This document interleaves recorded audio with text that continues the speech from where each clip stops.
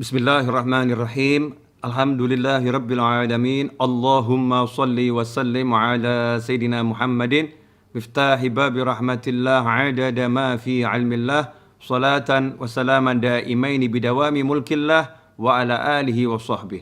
Assalamualaikum warahmatullahi wabarakatuh. Saudaraku yang dimuliakan Allah, alhamdulillah kita bisa bertemu kembali dalam kajian Orang Bijak Berkata. InsyaAllah berkat bersama-sama mengkaji ucapan-ucapan orang soleh terdahulu, Allah Ta'ala beri kita rahmat, berkah, dan nikmat sampai akhirnya kita nanti masuk surganya Allah Subhanahu Wa Ta'ala dan dikumpulkan bersama beliau-beliau rahimahumullah. Ikhwani rahimakumullah, pada episode kali ini kita akan belajar tentang virus yang menyerang hati. Ya, virus yang menyerang hati. Kita akan dengarkan nasihat dari Syekh Ibn Athaillah Al-Askandari rahimahullah. Bismillahirrahmanirrahim. Jika ingin membersihkan air, maka akan kau singkirkan segala hal yang dapat mengotorinya. Anggota tubuhmu ini seperti selokan-selokan yang bermuara ke hati. Karena itu jangan kau alirkan kotoran ke dalam hatimu seperti pergunjingan, pengadu dombaan, ucapan yang buruk, pandangan yang haram, dan lain sebagainya. Hati akan bercahaya dengan memakan makanan halal, berzikir, membaca Al-Quran, dan menjaga mata dari pandangan yang tidak mendatangkan pahala, pandangan yang kurang disukai agama, dan pandangan yang haram. Jangan biarkan matamu memandang sesuatu kecuali jika pandangan itu menambah ilmu dan hikmahmu. Ini ucapan Syekh Ibn Athaillah rahimahullah dalam kitab Tajul Arus karya beliau. Ikhwani, pada kesempatan ini kita sudah dikasih nasihat yang luar biasa tentang cara menjaga hati. Ya, cara menjaga hati.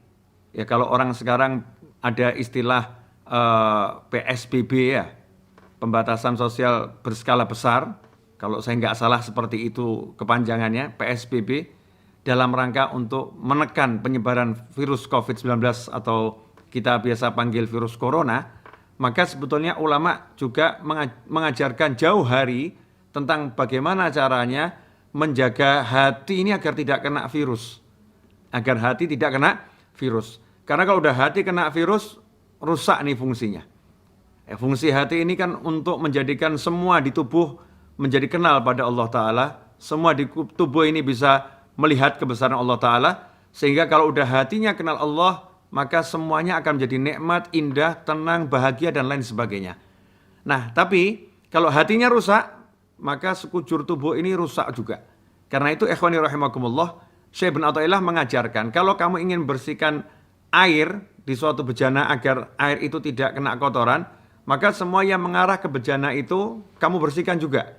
Kalau air di suatu sumber air agar tidak terkena kotoran, maka selokan-selokan yang bermuara ke sumber air tersebut juga harus dibersihkan. Jangan sampai selokannya kotor nanti membawa air, ya airnya kena kotoran, akhirnya sumbernya pun jadi kotor. Lah hati kita ini tempat bermuaranya segala hal. Makanya yang mau masuk ke hati ini lewat tangan, lewat mulut, lewat mata, lewat kaki, lewat telinga, lewat anggota tubuh kita yang lain. Jangan sampai sesuatu yang haram ada di situ. Jangan sampai sesuatu yang tidak diridhoi Allah ada di situ. Jangan sampai sesuatu yang tidak manfaat ada di situ. Karena kalau udah yang haram masuk ke dalam tubuh lewat mata, lewat telinga, lewat 7 anggota tubuh, itu menjadi virus yang akan merusak hati. Virus yang akan merubah fungsi hati. Ya, sehingga ketika hatinya sudah kena virus, maka ya jadinya nggak enak semua. Karena sumbernya di sini. Kalau udah ininya salah, ya hidupnya akan jadi salah. Kalau udah ininya benar, hidupnya akan jadi benar. Makanya kalau kita mau tahu hidup kita ini benar atau bagaimana, kita lihat sekarang ini. Sumbernya dari mana? Dari sini loh, dari hati. Nah, hati ini dari mana? Kita lihat lagi, ternyata hati dari tangan, dari mulut, dari mata, dari pendengaran, ya dari kaki. Kita lihat nih tangan kita ini melakukan yang baik atau tidak. Mulut kita bicara yang baik atau tidak. Gunjing orang, ghibah, namimah, memperbincangkan keburukan orang, merendahkan orang dengan pandangan kita, pandangan yang meremehkan.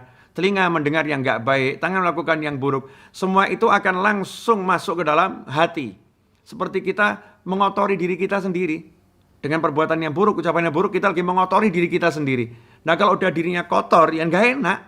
Ya kalau kotor nggak enak, semuanya jadi tidak enak. Ikhwani rahimakumullah.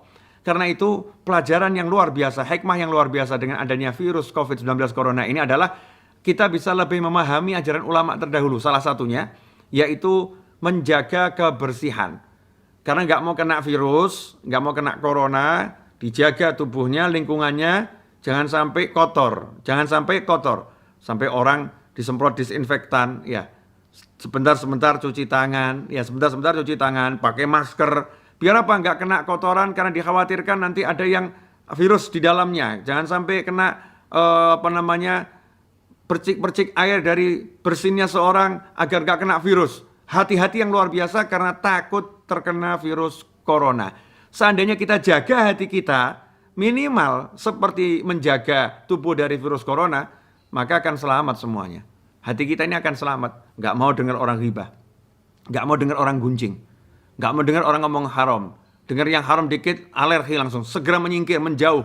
Ada orang ngomong haram, langsung menyingkir, menjauh, takut hatinya kena kotoran. Nggak mau melihat yang haram. Begitu ada yang haram, langsung pandangan ditundukkan. Biar apa? Biar hatinya nggak kena kotoran. Kalau kita jaga seperti itu, maka hati kita sehat, hati kita bersih. Kalau udah hatinya sehat, hatinya bersih, semuanya jadi enak. Yang dilihat pun jadi enak. Imbasnya apa? Begitu hati bersih, hati ini akan memerintahkan mata untuk melihat yang baik-baik. Jadi mata pun nggak akan melihat yang nggak baik. Begitu lihat dengan mata, yang kelihatan baik.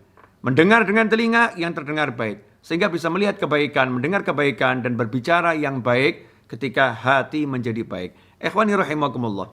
Sedikit kita belajar ajaran orang Jawa terdahulu. Atau orang di luar Jawa terdahulu. Orang tua terdahulu, itu di depan rumahnya disiapkan tempat air. Bejana air atau mungkin kendi, padasan, dan gayung sekalian. Setiap orang yang masuk rumah, orang dahulu mengajarkan kalau kamu dari luar, dari jalan masuk rumah, cuci tangan, cuci kakimu, cuci wajahmu. Bersihkan, kata orang Jawa, sawan dalan. Ya, sawan dalan.